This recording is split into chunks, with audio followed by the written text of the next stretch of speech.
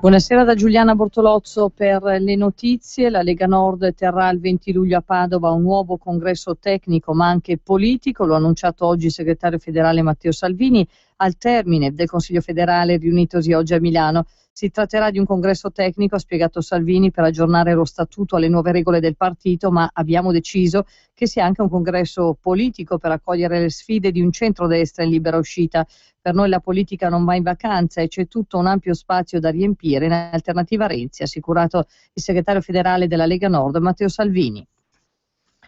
All'Italia Maroni è stato un incontro cordiale nel corso del quale Lupi, ministro delle infrastrutture e dei trasporti, ci ha dato alcuni chiarimenti, alcune anticipazioni e valutazioni che sembrerebbero sgombrare alcune nubi che si sono addensate su Malpensa. Il commento del governatore di Regione Lombardia Roberto Maroni dopo l'incontro avuto oggi con il ministro Maurizio Lupi, che ha illustrato al governatore lombardo e al sindaco di Milano Pisapia il piano di Etihad per Alitalia. Parlando poi con i cronisti a Palazzo Pirelli, Maroni ha sottolineato: uso il condizionale perché vogliamo vedere il piano industriale quando sarà adottato dall'Italia, e poi c'è ancora aperta la questione delle liberalizzazioni dei voli su Linate, oppure no.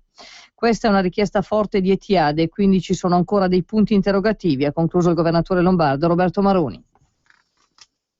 Per la mancata gestione dell'immigrazione, Renzi e Alfano dovrebbero essere accusati di alto tradimento. Il premier e il suo vice hanno ridotto l'Italia a buco nero dei clandestini di tutta Europa, generando un'emergenza sociale, gravi episodi di discriminazione a danno dei nostri cittadini e allarmanti rischi per la sicurezza. È quanto ha affermato il deputato leghista Massimiliano Fedriga, unico fattore regolatore dell'immigrazione. Oggi il meteo, la situazione è totalmente sfuggita di mano al governo, ha aggiunto. I respingimenti sono diventati una necessità improrogabile, così come le dimissioni di Alfano. È inaccettabile che quest'anno il governo spenderà più di 10 miliardi per il fenomeno dell'immigrazione clandestina, mentre 0 euro vengono messi a disposizione per salvare i 3 milioni e mezzo di disoccupati dal dramma della disoccupazione. Insomma, Renzi e Alfano tradiscono i loro cittadini, favorendo gli ultimi arrivati, oltretutto in modo illegale, ha concluso il deputato leghista Massimiliano Fedriga.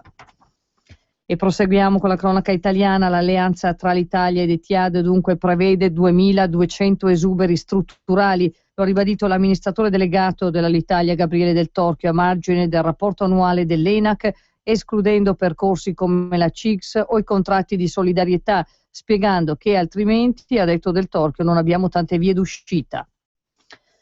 È attraccata a Taranto la nave Etna della Marina Militare con 1.300 immigrati clandestini siriani e sudanesi tratti in salvo ieri nel Mediterraneo nell'ambito dell'operazione Mare Nostrum. A bordo anche un centinaio di donne e una decina di neonati. Allestito un presidio medico al porto mercantile della città, dove il soggiorno dei clandestini dovrebbe essere temporaneo. Fermato oggi a Catania un presunto scafista egiziano. Il Tribunale dell'esame di Catania ha annullato invece l'accusa di omicidio volontario per i 2 presunti scafisti del peschereccio carico di immigrati clandestini che il 12 maggio scorso fece naufragio causando la morte di 17 persone. Accusa riqualificata in morte come conseguenza di altro reato. Resta solo il favoreggiamento dell'immigrazione clandestina. Il tunisino Radouan, considerato il capitano, resta in carcere e il marocchino Bouchab va invece ai domiciliari. La procura ha annunciato un ricorso.